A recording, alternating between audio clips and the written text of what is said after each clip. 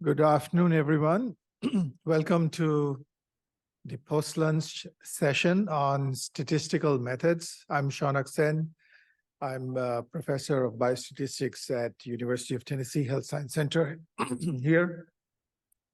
We have 15 minutes for every speaker. So as I think I'm just going to follow the precedent that has been established, and we'll stick to our 15 minutes, which means roughly like 10 or 12 minutes speaking and 3 minutes for questions. And we're very lucky to have Jason Bubier from the Jackson Labs, who's going to talk about conditional inference trees to visualize dense systems genetics data. Welcome.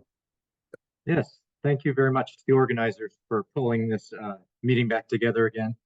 I wish I could be there. Jax had a retreat that I needed to be at instead, so I'm coming to you live from Portland, Maine. This is an unusual talk for me. I'm usually focused on the biology, and I was really reading the organizers' keen interest in discussing approaches that could be applied across organisms. And I thought that this particular approach that the statistician in our lab, Robin Ball, who's actually on site with you there to field all your questions, Robin Ball helped us to come up with this approach. And I'll tell you how I've used it, and she'll probably be able to explain to you some of the details if you have some of the real questions, and I can talk about some of the biology. All right, get started here. First of all, I want to tell you about the situation that we study, which is cocaine use disorder, which is a complex trait. There are 18 million cocaine users worldwide, and overdose is the second leading cause of illicit drug ER visits is from cocaine. There's a lack of FDA-approved pharmacotherapies for cocaine use, and amongst the drugs that are abused, cocaine has got the highest heritability in twin studies of about 70%.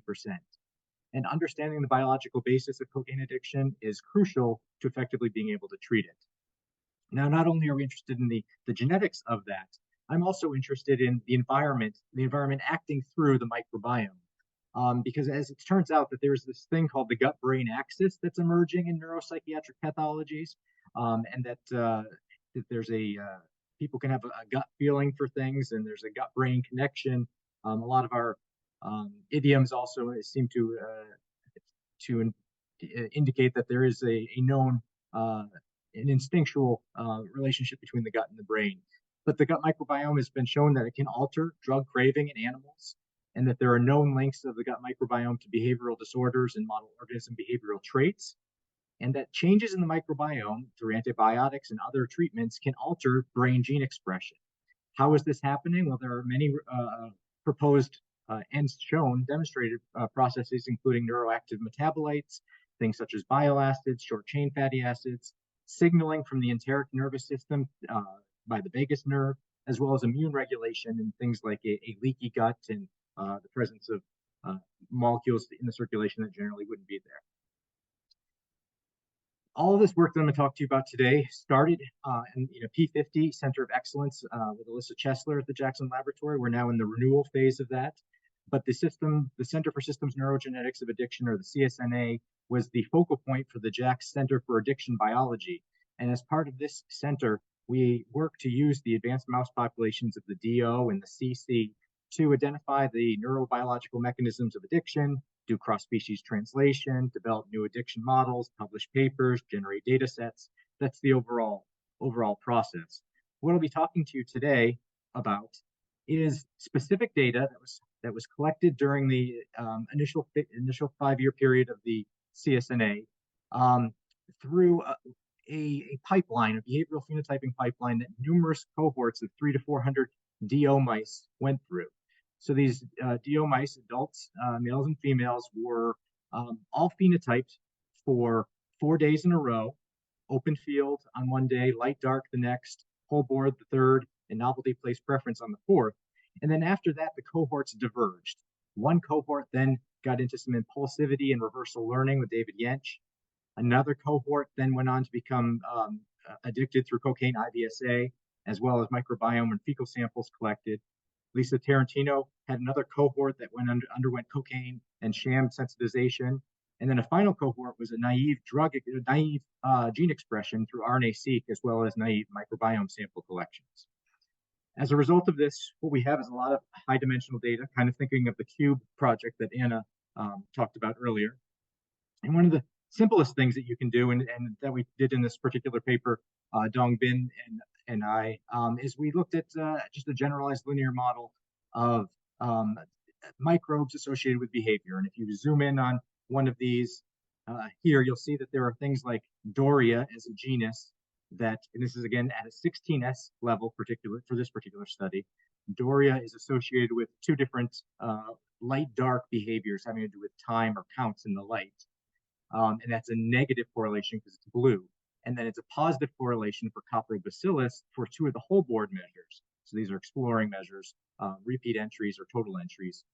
So there was a correlation. But what we've developed here is a pairwise comparison of one microbe with a behavior. Now, another way you could analyze this same data, and this is where we really get out of my wheelhouse, is the permutation-based maximum covariance analysis process, or also called PMCA. And this is a R package that's available on GitHub, designed by Robin Ball. And what I'm going to talk to you today about is how I used it with the microbiome. Specifically, maximum covariance analysis was not something she invented. It's been around for a while. You can see some papers here where it was used. But PMCA is a non-parametric test that uses permutations to provide a statistical measure of the strength of the relationship. So you get a really nice false positive rate to indicate how confident we are in our results. And then we can use the false positive rate to rank the results. So in that GLM plot I just showed you, those were all the dots represented things that just had a p-value of 0.05, wasn't corrected for any multiple testing. Here we're going to be using the false positive rates as our way of selecting relationships. And if you are more interested in this particular method, in addition to the GitHub I mentioned in the R package, you can also look up these original publications that Robin published, where she applied the process to and validated it using some RNA-seq and transcriptomics data. All right, so what did it look like when we did PMCA with genus-specific shared behaviors? You get these dark blue areas which have a very low false positive rate. So again, dark blue, lower false positive rate, which indicates a strong association between the behavior and the genus.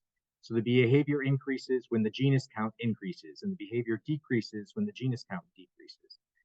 Similarly, we can calculate the anti-associated, meaning that the behavior increases when a genus count decreases, and vice versa. So we've got all of these relationships. And again, this is very pairwise. Still, we're seeing one microbe with one particular behavior. And in reality, and some of the conclusions that you can draw from these are still interesting. You can see things like Terciopacter is a microbe, this genus that's involved in the resting time in the perimeter, or total resting time, and a variety of other associations you can identify.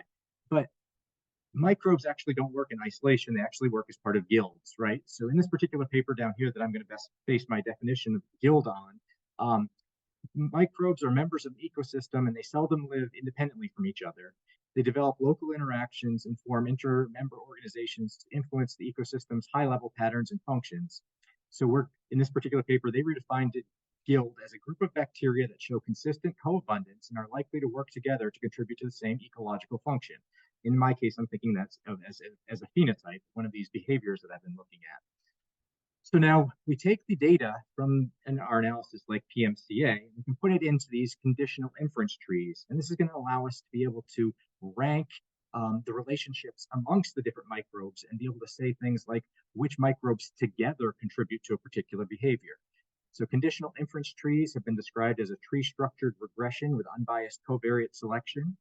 In this case, the microbes that are associated with behavior, perhaps coming from the PMCA, are included as covariates in each of the behavioral specific conditional inference trees. So for each of those behaviors that I was talking about, like light, dark, center time, or for open field, or percent time in the dark, each of these measures we'd have one measure, and then we would do one tree per measure.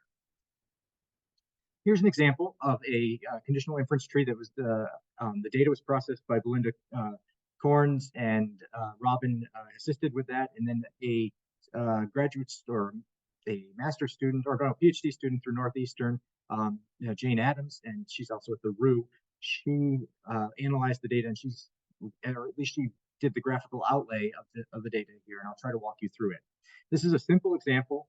The microbe abundance has been rank transformed, and we get these natural splits of the microbial abundance, and that you can then, and anything that's going to be shown in these particular plots is already statistically significant based on its false positive rate to actually be included. Lots of things dropped out and weren't in this actual analysis. But here in the light green, what we see is that when you have a low amount of the porphyridaceae and a low amount of the firmicutes, so the light green on both sides, left, left, goes all the way to left, you're getting traveling more in the open field. So two microbes together when they're lowly abundant, you get low travel. Now, if we expand this and look at the full tree, up here in the corner, we had the lower abundance of those two getting more distance traveled. Here we have the high abundance of the Porphyridaceae, high abundance of Clostridia, and then a high abundance of Enterotrachus, and then we get light blue here, which is more of the less distance traveled. So again, now we have the abundance of like 3 different microbes together, giving us this phenotype. So my conclusions are that PMCA is a non-parametric test that uses permutations to provide a statistical measure of the strength of the relationship. The false positive rate indicates our confidence in our results, and it can be used to rank the results. And that conditional inference trees identify guilds of microbes that work together to regulate a phenotype. But why? What's the implication? So the way I'm thinking about this is we can now do functional potential analysis of the guilds. So with 16S data, we might be limited to pie crust, but we could use a system like that to figure out what is the metabolic potential of these 3 microbes together that result in less distance traveled.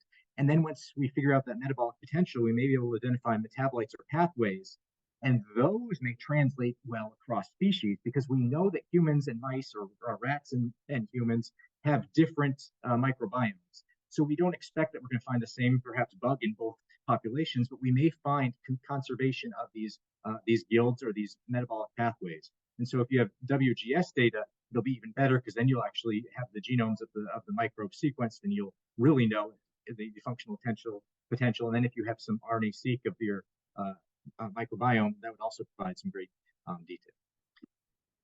So just again, big shout out to Robin and Jane. This is all done in Alyssa's lab. Belinda Corns and Michelle Borkin is Jane's advisor at Northeastern. This was done with George Weinstock as the original PI. He's since Professor Emeritus. I work with Yan Zhao, his previous research scientist, and she and I together have submitted the renewal for this particular U01.